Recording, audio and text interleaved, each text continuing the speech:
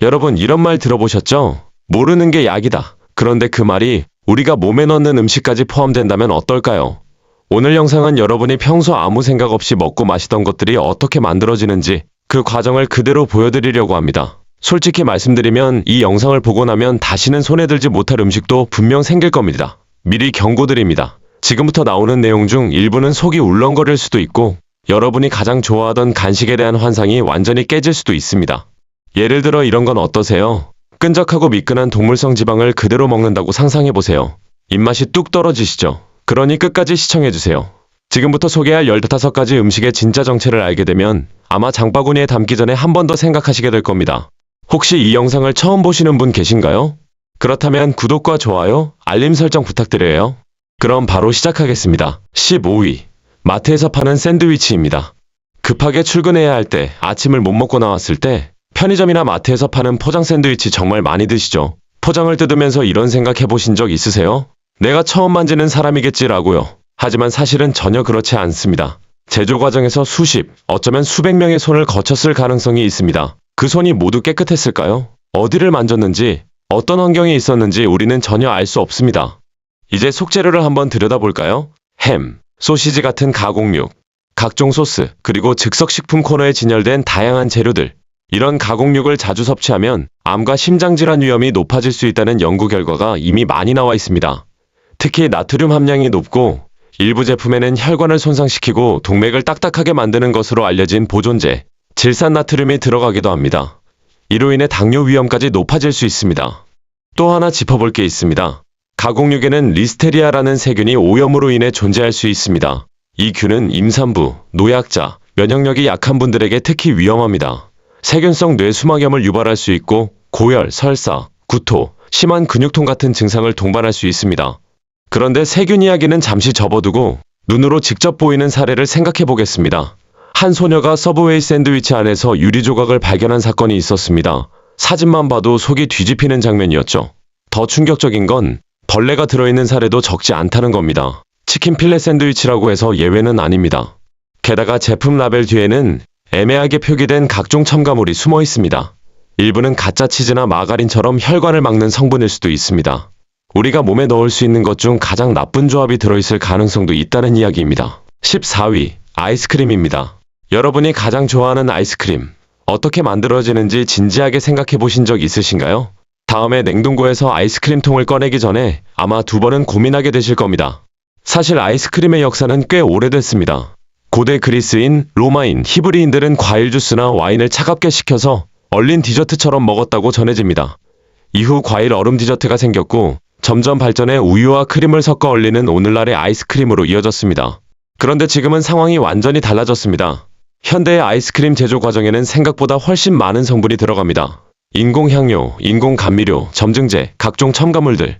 겉으로는 달콤하고 부드럽게 보이지만 그 안에는 건강에 부담을 줄 수 있는 성분들이 숨어 있습니다. 라벨을 자세히 보신 적 있으신가요?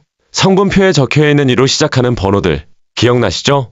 이게 바로 각종 식품 첨가물입니다. 시간이 지날수록 이런 첨가물은 우리 몸에 좋지 않은 영향을 줄 수 있습니다. 더 충격적인 건 일부 첨가물은 고무, 시멘트, 세정제 등을 만드는 데 쓰이는 화학물질과 동일하거나 유사한 성분이라는 점입니다. 물론 식품용으로 허가된 농도라고는 하지만 듣기만 해도 기분이 좋지는 않으시죠?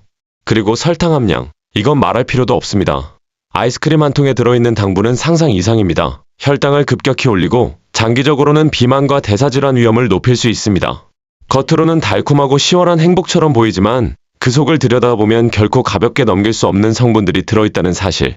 다음에 아이스크림을 집어들 때 아마 성분표를 한 번 더 보시게 될 겁니다. 13위. 맥도날드 감자튀김입니다.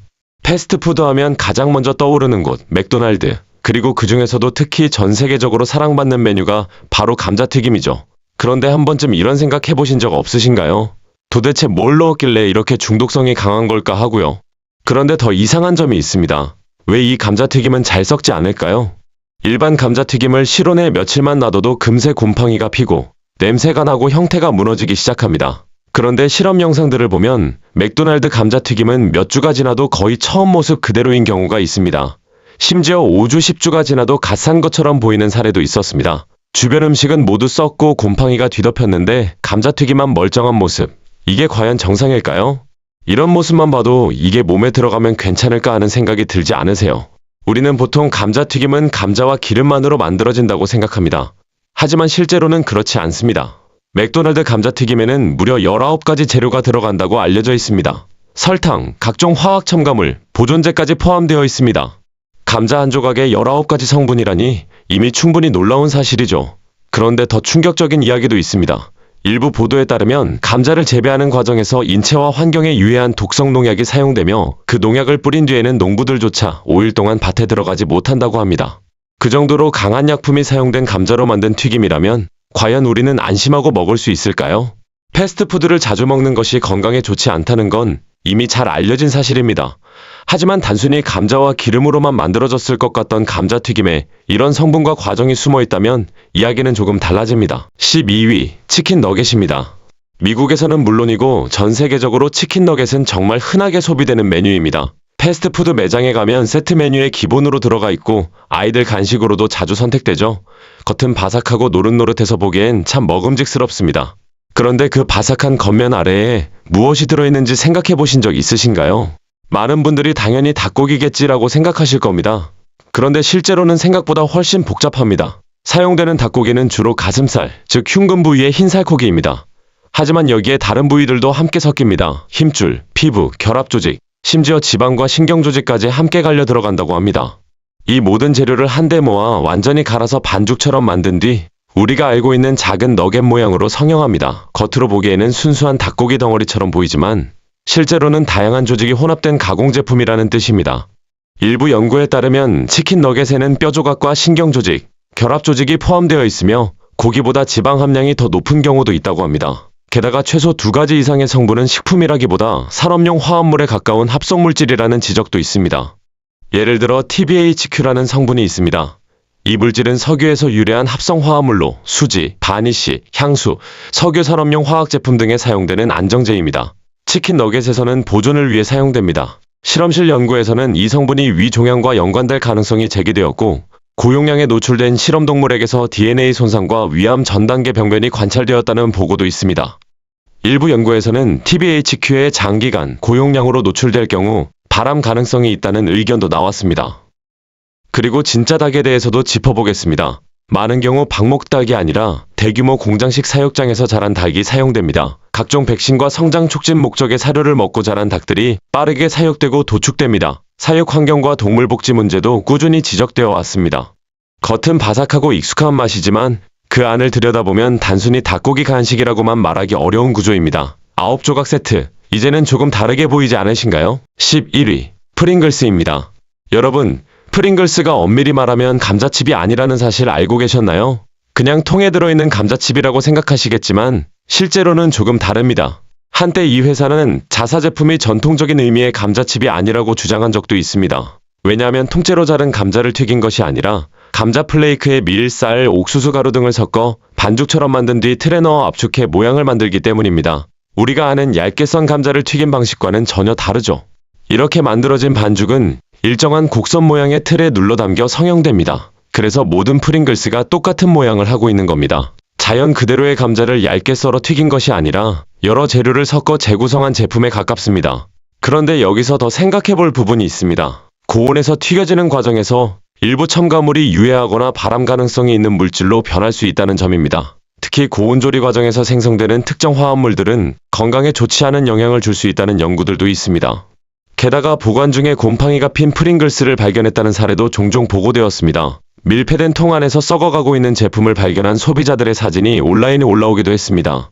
이런 사례를 보면 아무리 포장이 단단해 보여도 완전히 안전하다고 단정할 수는 없습니다. 결국 프링글스는 우리가 흔히 생각하는 감자칩과는 다르게 여러 곡물과 감자 성분을 섞어 가공한 제품입니다. 모양은 완벽하게 균일하고 맛도 중독성 있지만 그 제조 과정을 알고 나면 예전처럼 아무 생각 없이 집어들기 어렵게 될지도 모릅니다. 10위, 누텔라입니다. 이제 전 세계적으로 사랑받는 초콜릿 헤이즐넛 스프레드, 누텔라 이야기로 넘어가 보겠습니다. 아침 식빵에 듬뿍 발라 먹는 그 달콤한 맛. 그런데 그 병 안에 무엇이 들어있는지 정확히 알고 계신가요? 누텔라의 주요 성분을 보면 사실 대부분이 설탕과 기름입니다. 여기에 탈지 분유, 헤이즐넛, 코코아가 들어가지만 전체 구성에서 큰 비중을 차지하는 건 설탕과 팜유입니다. 특히 팜유는 최근 몇 년 사이 많은 논란의 중심에 서 있었습니다. 윤리적인 문제를 떠나서 건강 측면에서도 지적이 이어졌습니다. 팜유를 200도 이상 고온에서 정제할 경우 다른 식물성 기름보다 더 많은 잠재적 발암 물질이 생성될 수 있다는 보고가 있습니다. 유럽식품안전청은 팜유 정제 과정에서 생성되는 특정 화합물, 즉 지이로 불리는 오염물질에 대해 우려를 제기한 바 있습니다. 이 성분은 산업적 정제 과정에서 생기며 인체에 잠재적으로 위험할 수 있다고 지적되었습니다. 그럼에도 불구하고 누텔라를 만드는 회사 페레로는 팜유 사용을 유지하겠다는 입장을 분명히 밝혔습니다. 왜일까요? 바로 그 부드러운 질감과 긴 유통기한이 팜유 덕분이기 때문입니다. 실제로 누텔라는 이 회사 전체 매출의 약 5분의 1을 차지하는 대표 제품입니다. 쉽게 포기하기 어려운 이유가 있는 셈이죠.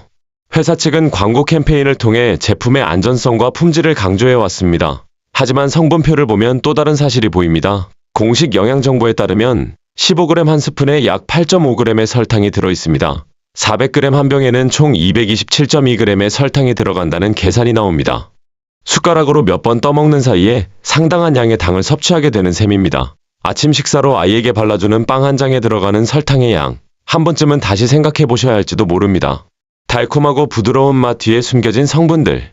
알고 나면 예전처럼 가볍게 먹기 어렵게 느껴질 수도 있습니다. 9위, 블루치즈입니다. 혹시 누군가가 저 블루치즈 정말 좋아해요 라고 말하면 조금은 의심스러운 눈으로 보게 되지 않으시나요? 왜 파란색인지 한 번쯤 생각해 보셨을 겁니다.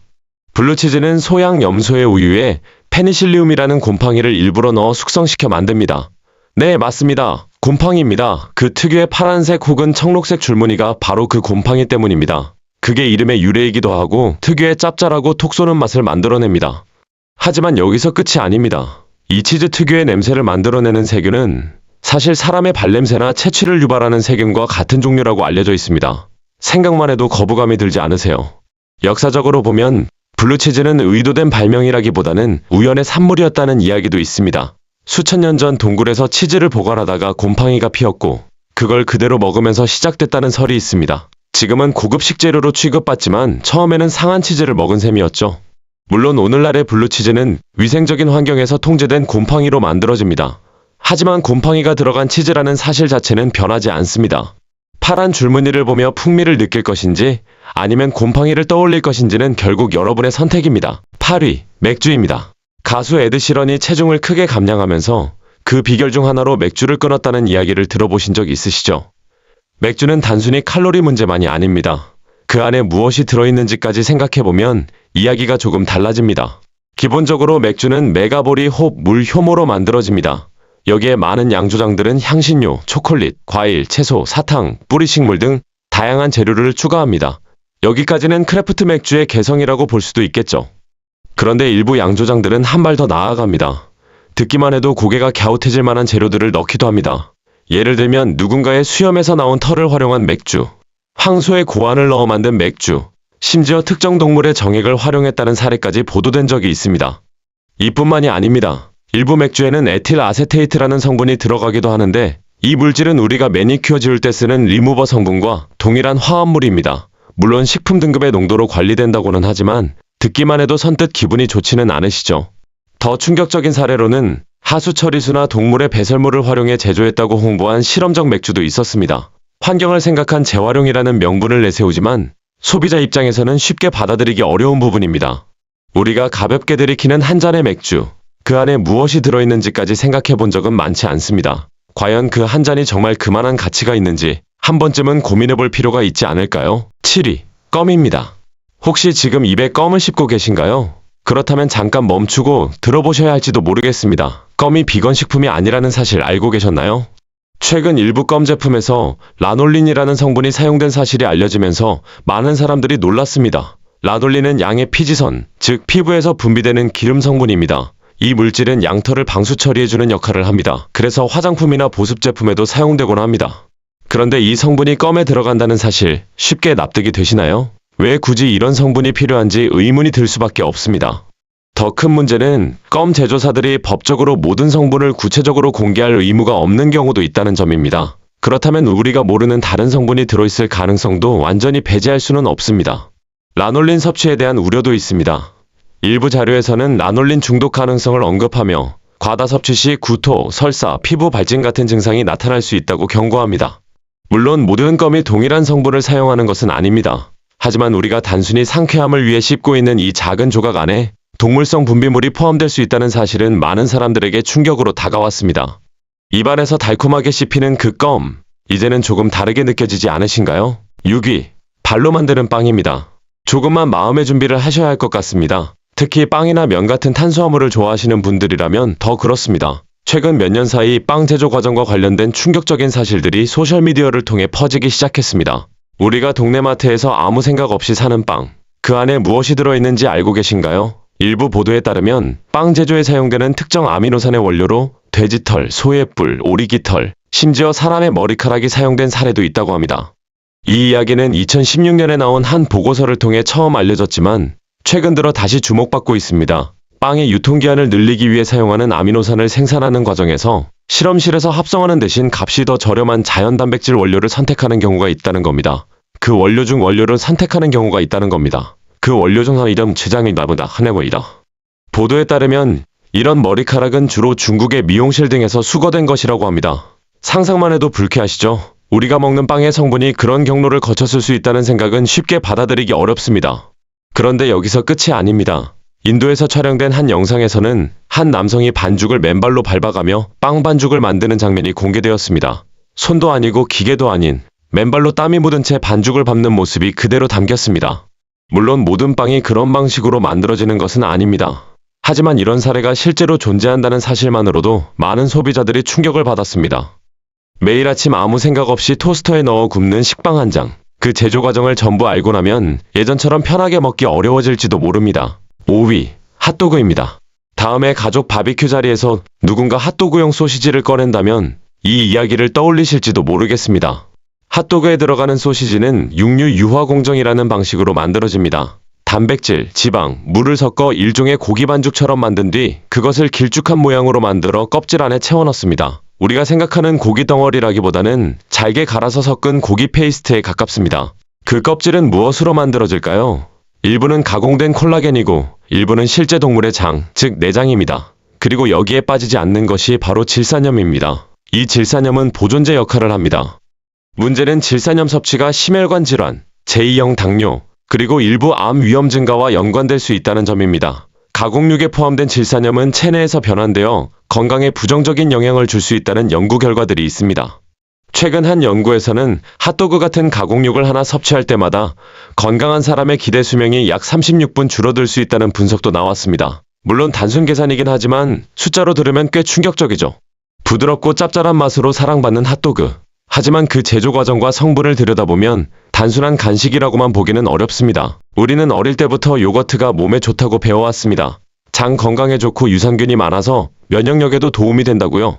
그런데 이제는 조금 현실적으로 생각해 볼 필요가 있습니다. 요거트는 기본적으로 박테리아로 만들어진다는 사실 알고 계시죠? 우유에 특정균을 넣어 발효시키는 과정을 거쳐 만들어집니다. 생산자는 어떤 미생물을 사용할지 선택하고 그 균을 배양해 제품에 넣습니다. 그런데 이 과정에서 아주 작은 오염만 발생해도 전혀 다른 균이 증식할 수 있습니다. 실제로 누군가는 요거트 안에서 정체 모를 덩어리를 발견하기도 했습니다. 겉으로는 부드럽고 하얗게 보이지만 내부에서는 예기치 않은 변질이 일어날 가능성도 있다는 겁니다. 또 하나 생각해 볼 점이 있습니다. 여러분이 즐겨 올려 먹는 토핑, 그래놀라나 과일, 그런데 혹시 머리카락이 섞여 들어간 사례를 본 적 있으신가요? 제조나 유통 과정에서 이물질이 혼입되는 경우도 완전히 배제할 수는 없습니다. 그리고 우리가 흔히 사 먹는 시판 요거트 대부분은 플레인이 아닙니다. 딸기 맛, 복숭아 맛처럼 향이 첨가되어 있고 그 안에는 상당량의 설탕과 인공 감미료가 들어있습니다. 유산균에 장점이 있다고 한번리료가 들어있습니다. 유산균의 장점은 한번리라고 했습니다. 그 위에 더해진 당분이요 한번리라고 했습니다. 특히 과일만을 산다른데 접시먹어린 입샘리자 먹혔습니다. 특히 과도한 설탕은 장내 유해균의 먹이가 되기도 합니다. 특히 또 한 가지 주의할 점은 표면입니다. 요거트 위에 파란색, 초록색, 검은색, 주황색의 작은 솜털 같은 점이 보인다면 곰팡이일 가능성이 있습니다. 실처럼 퍼져 있는 곰팡이는 눈에 보이는 것보다 훨씬 넓게 퍼져 있을 수 있고 독소를 이미 생성했을 가능성도 있습니다. 겉보기에는 건강식처럼 보이지만 제조 과정과 성분을 자세히 들여다보면 마냥 안심하기는 어렵습니다. 3위, 베이컨입니다. 아침에 지글지글 구워지는 베이컨 냄새 싫어하시는 분 거의 없으시죠? 토스트 위에 올려 먹거나 브런치에 곁들이면 정말 맛있습니다. 그런데 그 베이컨이 어떻게 만들어지는지 알고 나면 생각이 조금 달라질 수 있습니다. 많은 분들이 베이컨을 그냥 신선한 고기 조각이라고 생각합니다. 하지만 실제로는 그렇지 않습니다. 베이컨은 돼지의 배 부위, 즉 삼겹살에서 시작합니다. 그 다음에 염지, 훈연, 소금 처리 같은 여러 가공 과정을 거칩니다. 이 과정에서 다양한 보존제와 화학물질이 사용됩니다. 특히 가공육은 건강에 미치는 영향에 대해 오랫동안 논란이 있어 왔습니다. 2015년 10월 세계보건기구 산하 국제암연구소는 베이컨을 포함한 가공육을 일군 발암물질로 분류했습니다. 이는 충분한 근거가 있는 발암요인과 같은 등급이라는 의미입니다. 담배와 같은 그룹에 속한다는 점에서 많은 사람들이 충격을 받았습니다. 문제는 단순히 고기를 굽는 행위가 아니라 그 제조 과정과 보존을 위해 들어가는 성분들입니다. 염지 과정에서 사용되는 질산염과 아질산염, 그리고 고온조리 시 생성되는 특정 화합물들이 암 발생과 관련이 있을 수 있다는 연구들이 있습니다. 결국 우리가 맛있게 먹는 한 조각의 베이컨은 단순한 고기가 아니라 여러 단계의 가공과 화학 처리를 거친 결과물입니다. 아침 식탁 위에서 풍기는 그 향기, 이제는 조금 다르게 느껴지실지도 모르겠습니다. 2위, 인스턴트 라면입니다. 혹시 라면을 먹고 나서 속이 더부룩했던 경험 있으신가요? 인스턴트 라면이 며칠이 지나도 몸에서 완전히 소화되지 않는다는 이야기를 들어보신 적도 있을 겁니다. 그 이유가 제조 과정과 관련이 있을지도 모릅니다. 인스턴트 라면은 기본적으로 영양 성분이 거의 없는 상태에서 만들어진다고 지적받습니다. 대신 나트륨, 글루탐산 나트륨, TBHQ 같은 보존제, 그리고 다량의 지방이 들어있습니다. 특히 나트륨 함량은 매우 높아서 한 컵만 먹어도 하루 권장 섭취량의 상당 부분을 차지할 수 있습니다. 여기에 또 하나 짚어야 할 것이 있습니다. 컵라면에 끓는 물을 바로 부어 먹는 방식, 익숙하시죠? 그런데 일부 컵 용기에는 비스페놀 A, 즉 BPA가 포함되어 있을 수 있습니다. 뜨거운 물을 부으면 이 성분이 용출되어 음식과 함께 몸 안으로 들어갈 가능성이 있다는 우려가 제기되어 왔습니다. BPA는 호르몬 교란 물질로 알려져 있으며 장기적으로 대사 기능에 영향을 줄 수 있다는 연구들도 있습니다. 그리고 스프와 건더기, 돼지고기 맛이라고 적혀 있지만 실제로는 돼지고기 추출물이나 향료, 분말 형태의 성분이 대부분입니다. 일부 제품에서는 작은 벌레가 스프 안에서 발견됐다는 사례도 보고된 바 있습니다. 소비자는 그것을 향신료나 건조채소로 착각할 수도 있습니다. 2분이면 완성되려는 간편한 한 끼. 하지만 그 짧은 시간과 편리함 뒤에는 높은 나트륨, 각종 첨가물, 그리고 가공 과정에서의 여러 논란이 숨어 있습니다. 빠르고 간편하다는 이유만으로 선택해온 음식, 이제는 조금 더 신중하게 생각해 보셔야 할지도 모릅니다. 1위, 젤리 사탕입니다. 우리가 아무 생각 없이 즐겨 먹는 젤리 사탕. 혹시 그 안에 무엇이 들어있는지 제대로 알고 계신가요? 먼저 색깔 이야기부터 해보겠습니다. 붉은색 젤리나 캔디에 사용되는 색소 중 일부는 으깬 딱정벌레에서 추출된 성분이라는 사실 알고 계셨나요? 이건 농담이 아닙니다. 실제로 카민이라고 불리는 천연색소는 곤충에서 얻어집니다. 그리고 우리가 말랑말랑한 식감을 좋아하는 젤리 사탕, 그 쫄깃한 질감을 만드는 핵심 성분은 바로 젤라틴입니다. 이 젤라틴은 돼지나 소의 피부, 결합 조직, 뼈 등에서 추출한 콜라겐으로 만들어집니다. 즉 우리가 씹고 있는 젤리의 원재료는 과거의 동물의 일부였다는 뜻입니다. 이 과정은 생각보다 거칠습니다. 도축장에서 나온 동물 부산물을 수집해 큰 탱크에 넣고 산성용액에서 끓이고 분해한 뒤 정제 과정을 거쳐 젤라틴으로 만듭니다. 그 다음에 향을 넣고 색을 입히고 설탕을 듬뿍 넣어 우리가 아는 귀여운 젤리 사탕으로 포장되는 겁니다. 그런데 여기서 끝이 아닙니다. 젤리 한 줌, 작은 한 봉지에 들어있는 설탕의 양을 생각해 보셨나요? 한 움큼만 먹어도 약 17g에 가까운 설탕을 섭취하게 됩니다. 여기에 구연산, 인공색소, 인공향료까지 더해집니다. 달콤하고 귀여운 간식처럼 보이지만 제조 과정을 알고 나면 느낌이 완전히 달라집니다. 단순히 아이들 간식이라고만 보기에는 그 안에 들어있는 재료와 과정이 꽤나 복잡합니다. 이렇게 해서 총 15가지 음식의 뒷이야기를 모두 살펴봤습니다.